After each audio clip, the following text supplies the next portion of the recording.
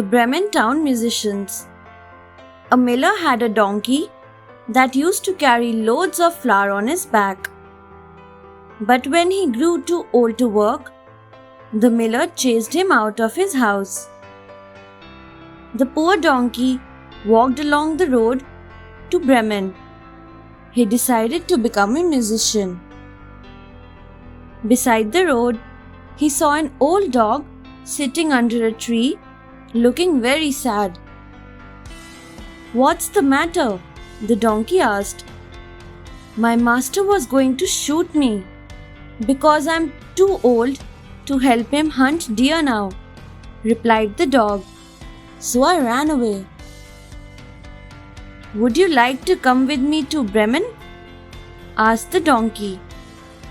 "I'm going to become a musician and play banjo.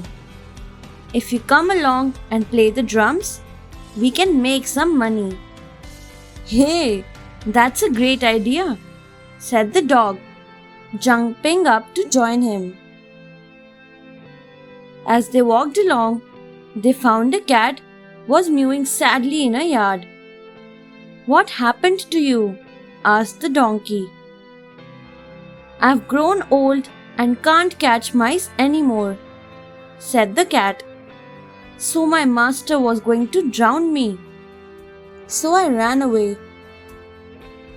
The dog said to the donkey, "She can play the cymbals." The donkey told the cat that she could join their band if she liked to go with them to Bremen. The cat was delighted, and the three of them set off on the road to Bremen. When they reached a farm, they were surprised to see a cock sitting on a fence, crowing at the top of his voice. "Hey, why are you crowing at this time?" asked the dog. "I'm crowing for the last time now," said the cock sadly. "I crowed at night and woke up everyone. So my mistress is making me into a soup tonight." "Good heavens! You had better come with us," said the donkey. "Yes, you have a nice voice and will be a good singer," added the cat. "You can sing with our band in Bremen," said the dog. The cock was very happy to escape and joined them. The four of them reached a forest outside Bremen when night fell. The donkey and the dog curled up to rest under a tree.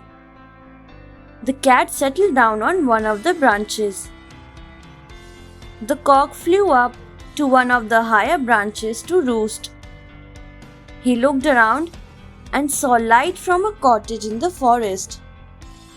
"Hey friends," the cock called out. "There's a cottage nearby. Let's ask them for shelter, shall we?" They agreed, and the four of them went to the cottage. Peeping in, they saw that there were thieves inside. They were going to have their dinner and sharing what they had stolen. The four friends decided to chase the thieves out of the cottage. The dog stood on the donkey's back, carrying the cat who had the cock on her back.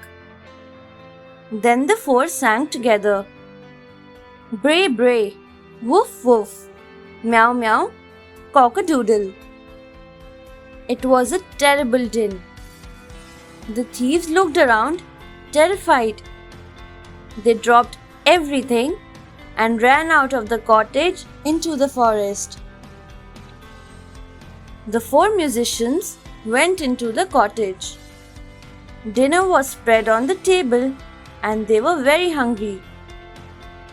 They feasted on the bread and porridge, fruits, cheese and milk. There was even some fish and meat. Then it was time to sleep.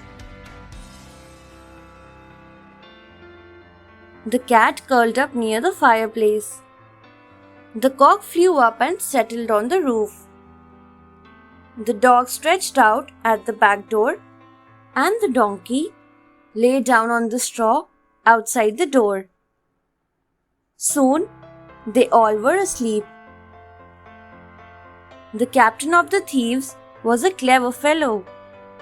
He waited for a while. Then he sent one of his men to check up if all was fine in the cottage. It was dark inside. The man went in carefully, looking for matchsticks near the fireplace. He stepped on the cat's tail and she shot up, screeching and scratching his face. This woke the cock up, who began to crow loudly. The man ran to the back door and fell over the dog, who bit him in the leg.